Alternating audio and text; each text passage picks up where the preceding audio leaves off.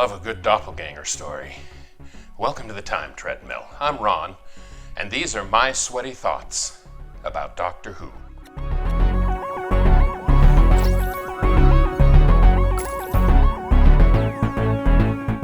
It is a standard science fiction trope to have the lead character meet a doppelganger version of themselves, and in fact, Doctor Who has already done this twice before. Well, technically, the first Doctor didn't meet himself. He played two characters in The Massacre. He played the Doctor, and then he played the Bishop of Amboise, and the two characters never crossed paths. In the second Doctor era, the Doctor did meet a doppelganger of himself in the person of Salamander, in the very excellent Enemy of the World.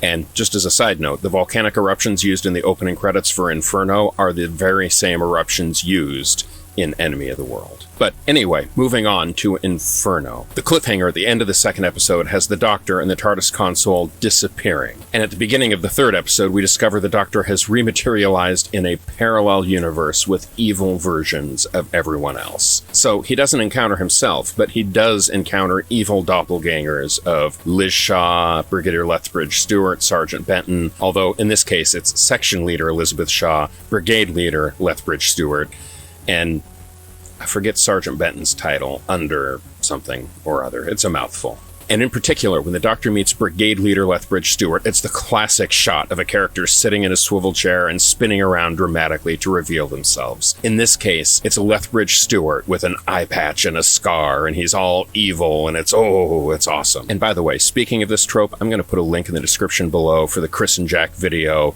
Perfect Timing Villain. It is hilarious. I highly recommend you click on it to check it out. You'll understand why. Anyway, getting back to the story.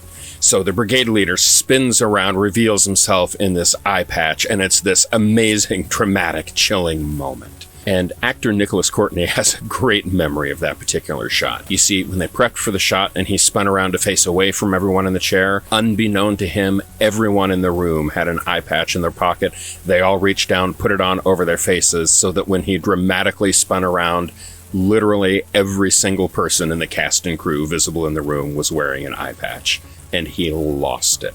And that story right there is how I know without a shadow of a doubt that Stephen Moffat knew about this story and loved it and used Inferno as a title gag in coupling. You see, tragically, Nicholas Courtney passed away in February of 2011, and he is dearly missed. At the time, Stephen Moffat was the showrunner for Doctor Who and actively working on a new series, including the story The Wedding of River Song.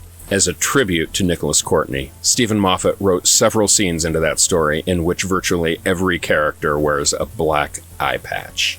It was a very sly nod to a much beloved actor and one of his fondest memories on the show. As for Inferno itself, I have one more day with the story, and tomorrow I have something to tell you about the director and the producer of this particular story. Until then, stay home, stay safe, be kind, be patient, and I will see you tomorrow.